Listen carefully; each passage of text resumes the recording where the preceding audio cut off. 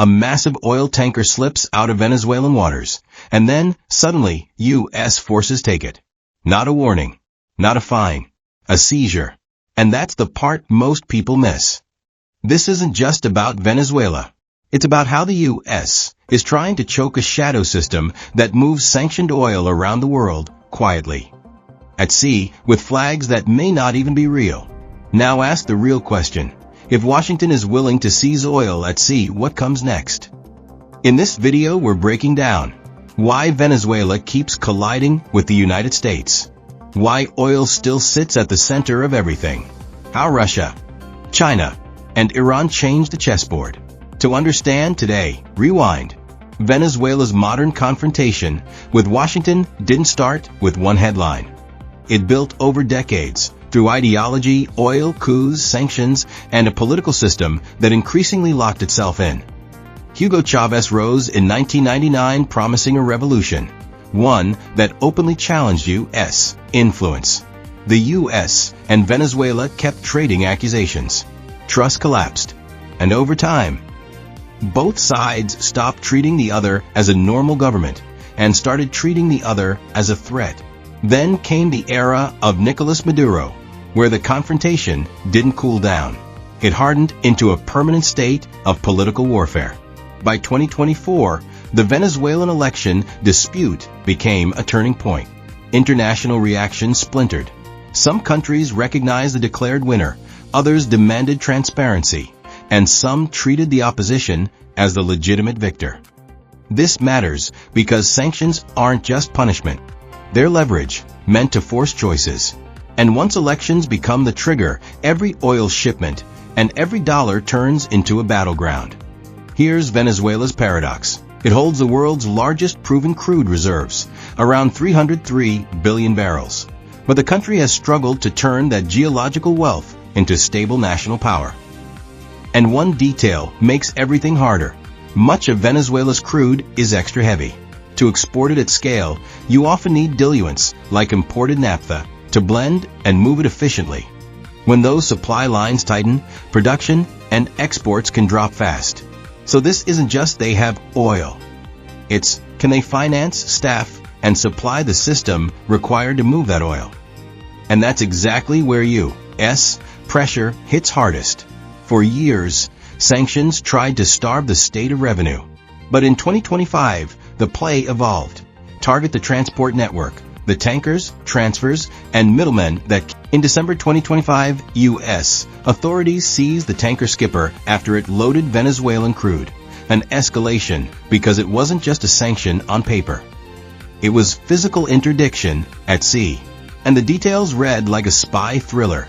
Ship-to-ship transfers, alleged location spoofing, and even disputes over what flag the ship was really allowed to fly.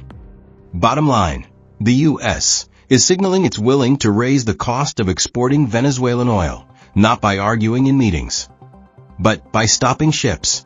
There's another layer people oversimplify. Venezuela's oil system isn't isolated from the West. It's tangled through specific licenses, partial operations, and narrow exceptions. By late 2025, reporting and official summaries indicate Chevron still operates under a special U.S. license framework, while restrictions have tightened around payments and wind-down requirements in 2025. And here's a wild policy lever most audiences haven't heard about. Since April 2025, U.S. policy discussions included the idea that countries importing Venezuelan oil could face a 25% tariff on exports to the U.S., a move designed to scare buyers. Not just Caracas. When a country gets isolated, it looks for lifelines. Venezuela found them, partly, in America's rivals. In 2025, Russia and Venezuela signed a strategic partnership treaty in Moscow, formalizing deeper cooperation. China remains a key destination and financial backstop in global energy trade dynamics, especially as Venezuela discounts barrels to keep cash moving. And reports around Iranian-linked networks and technology transfers, especially drones, have added another security dimension to the story. That's why Washington doesn't see Venezuela as just a dictatorship. It sees a potential platform in the same hemisphere. And in late 2025, even the tanker seizure story brushed against Guyana, because officials said the seized vessel was falsely flying. Why does this matter? Because it adds a second conflict axis, meaning the Caribbean theater isn't just U.S. versus Venezuela.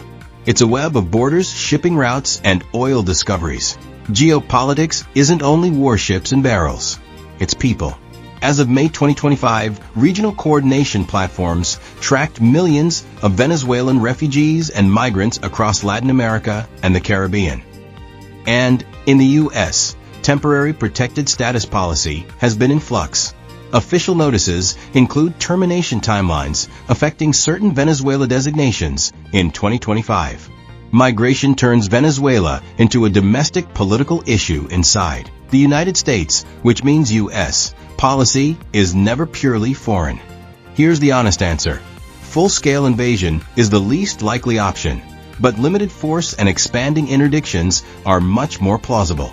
We've already seen escalating maritime enforcement, signs of a wider Caribbean security posture, and even aviation safety warnings and incidents near Venezuelan airspace during heightened operations. Venezuela sits on enormous oil wealth, but runs a fragile system.